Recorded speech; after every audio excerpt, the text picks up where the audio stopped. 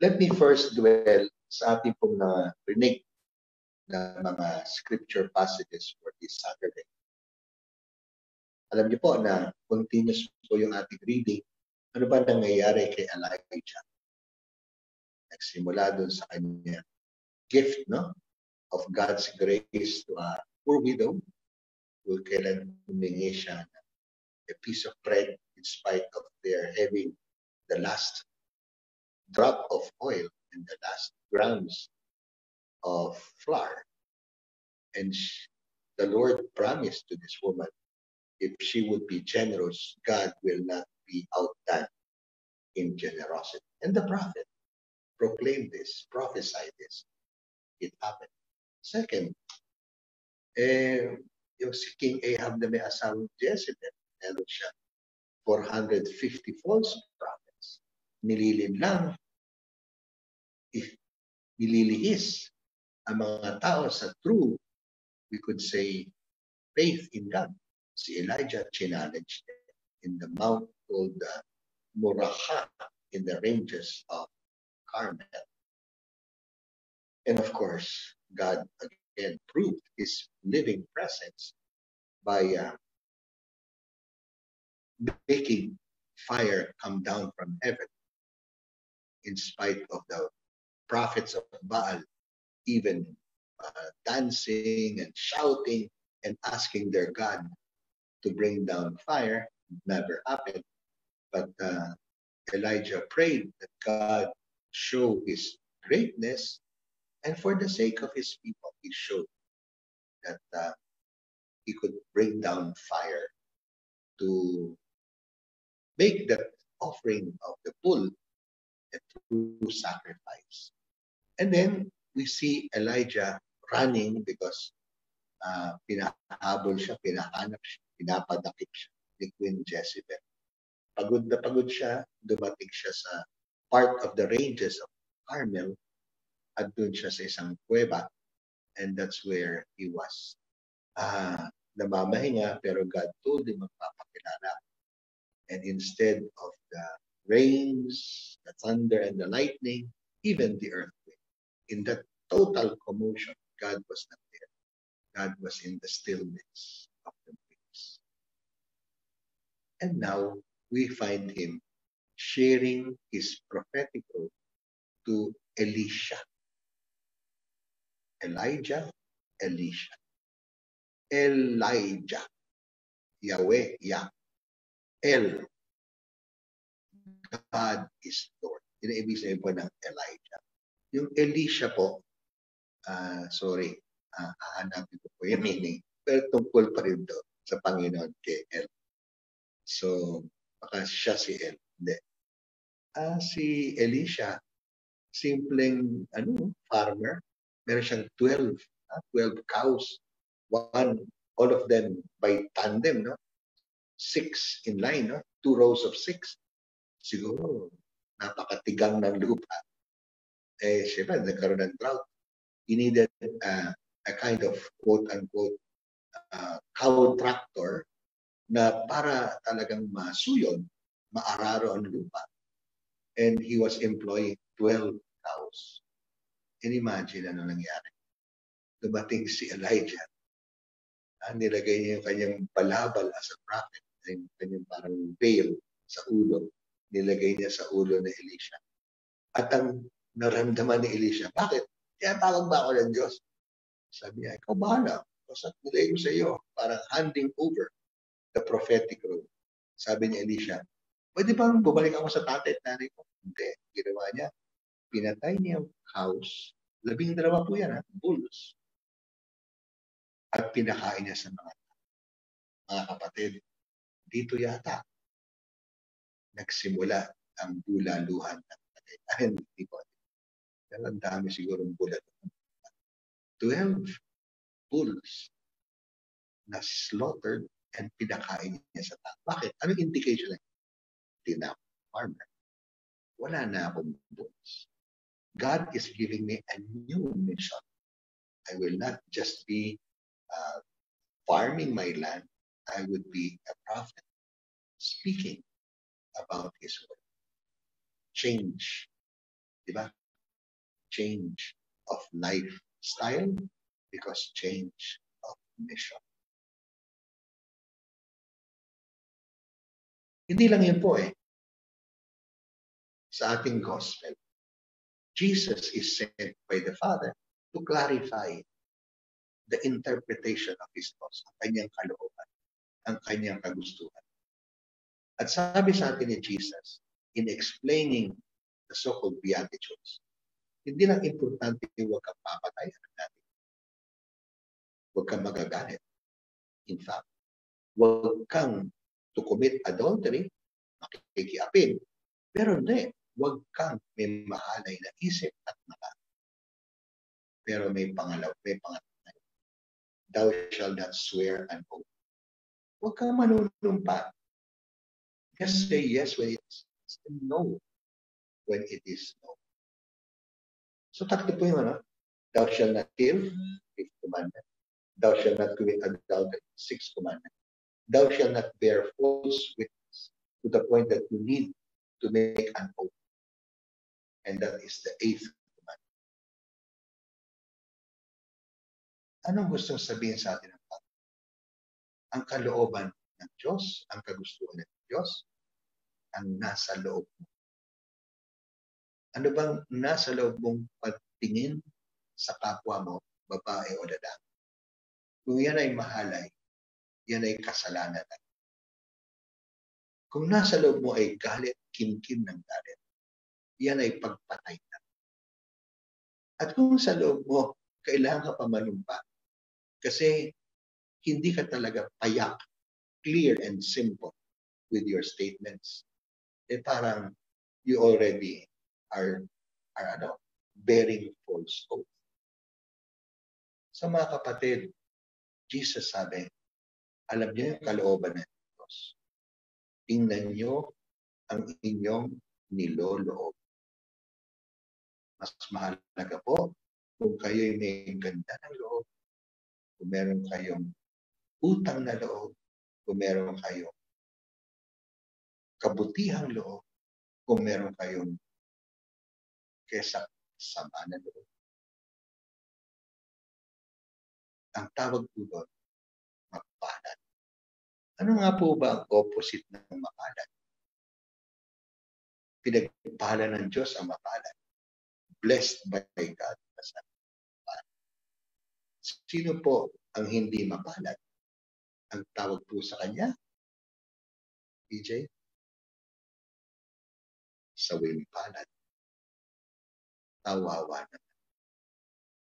Just imagine, brothers and sisters, naawa ang Diyos sa tao, puno ng galit, kahit hindi pumapatay, puno ng kahalayan ng isipan, kahit hindi nakikiapin, at puno ng kaguluhan ang damdamin, kaya kailangan pang manula. Brothers and sisters, Jesus came for inner work of the person. It's not the outside that God sees. God sees yung loob mo. May one word pa ako idadagdag. Kaya nga pinagpala ka eh. Kasi malinis ang loob, mabuti ang loob, maganda ang loob, may utang na loob, may lakas na loob. Ang Diyos, magiging iyong kaloob. Anong yung kaloob? Siya yung magiging inheritance. You are my inheritance. Responsorials. O ngayon, last point po natin. Nagdadasal tayo tungkol kay St. Anthony. Yan po, yung ating santo sa ating backdrop. Alam niyo mo, hindi ko alam kung ilan po edad nyo, hindi ko itatanong. Lalo na sa mga pinsang kong mga babae. Kay Clary Enaldo niya, kaibigan ko yan. Ilan taon na ba kayo? Sorry. Ilan taon ka na ba, Clary? Ako po ay 66. Minsan tawag po sa akin 66. Alam niyo si St. Anthony namatay 36. Ay kabata-bata. And yet, became a saint. Hindi lang po dalubhasa sa pananampalataya. Doctor of the church. Alam niyo ba, hindi siya taga-Padua kasi hindi siya Italiano. Siya pala ay taga-Portugal. He hails from Lisbon, from a noble family. But then, he was attracted to the religious life at the age of 15. Pumasok siya sa isang kumbento ng mga Agustinians, canon regulars. At doon siya pinadala sa isang monasteryo sa Coimbra. You know, Coimbra is where Fatima is now, the town where Fatima. And there he lived the religious life. Tapos doon, napunta siya sa isang monasteryo rin. And nakapag-aral siya ng theology at lalo na naging talubhasa siya sa scriptures, sa salita ng Diyos. Pero dahil meron siyang kagustuhan, nabasa niya kasi yung buhay ni St. Francis of Assisi at saka Franciscan Martyrs, dumating po ang relics ng Franciscan Martyrs sa Coimbra.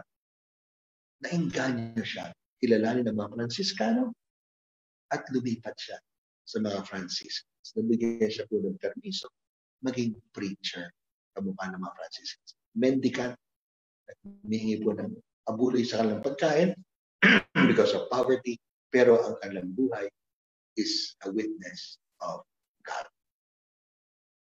Kinuha siya ng mga Franciscans.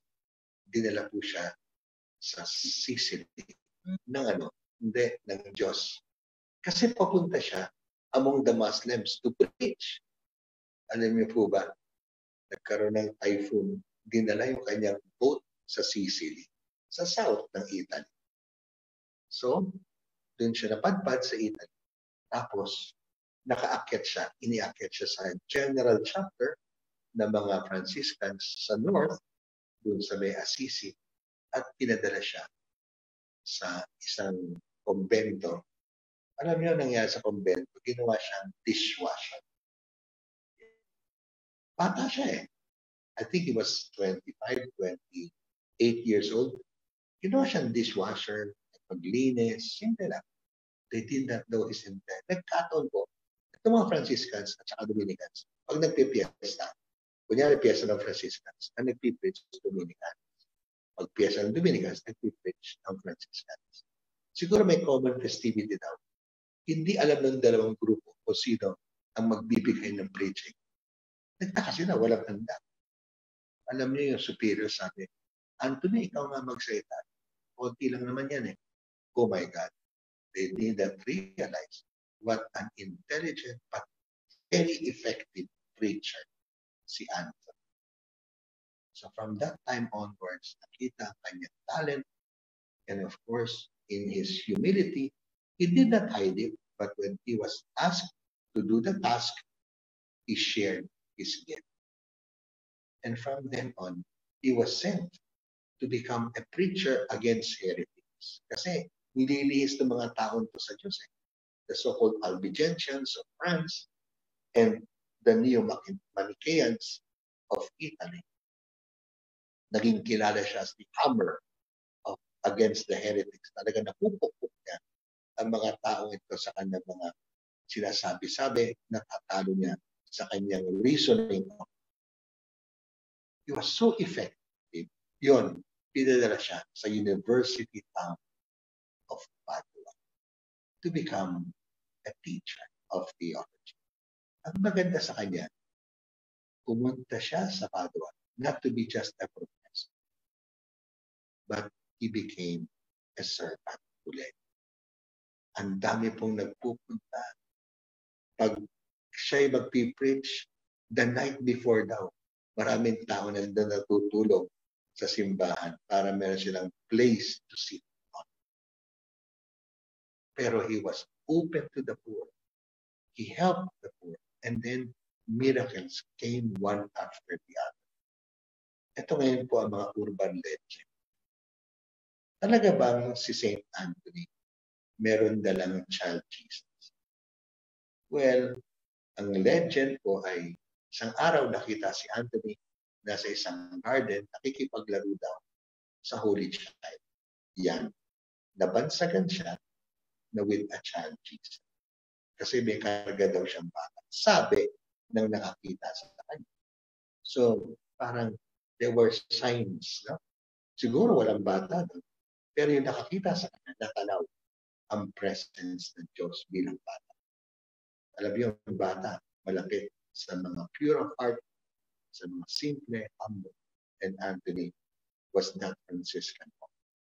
Paano po yung nagdadasal po tayo about nawawalang bagay? Alam niyo po ba kung sino si St. Anthony? Siya palang patron against the plagues. Mas mahalaga pala ngayon pagdasal natin against COVID-19. Siya po ang santo. Siya po ang patron about sicknesses, especially plagues. Eh, nasa plague po tayo. Pero bakit ginawawala mga bagay? Ito naman, urban legend. Sa akin ng libro, meron siyang nawawalang very important prayer book niya. Meron yatang kumuha, nagnakaw. So, siguro, kilala siya, gusto na siguro ng parang konting, sabihin natin, relic pa, o sabihin natin, tuwan-tuwa, kinuha yung kanyang prayer book. Alam nyo, yung mama na kumuha nung kinagabihan,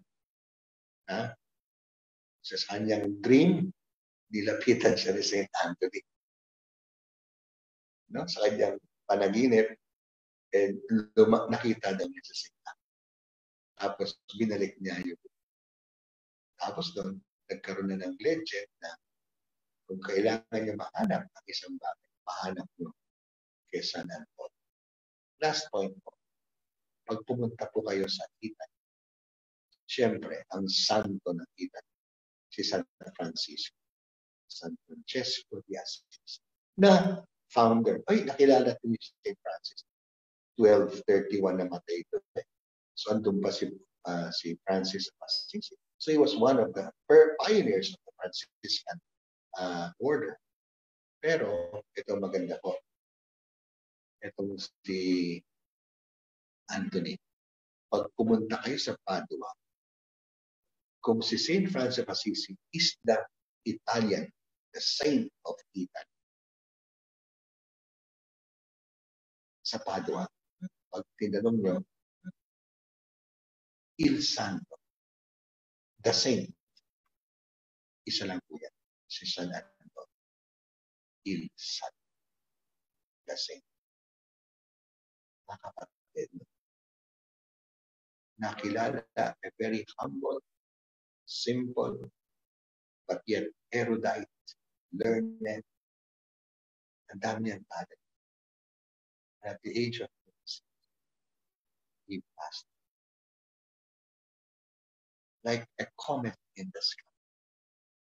Just to light up the sky in the darkness of sickness, in the darkness of arrogance, in the darkness of whatever, we saw a light. And the name is San Antonio. So brothers and sisters, let's pray to this very genial, and I said very popular saint. Ang dami pong mga kapilya, parokya, parishes, hindi pangalan San Antonio de Padua, pero meron siyang kanyang statwa doon. In the Philippines, San Antonio de Padua is a very renowned personality. Importante po, alamin din natin kung sino siya.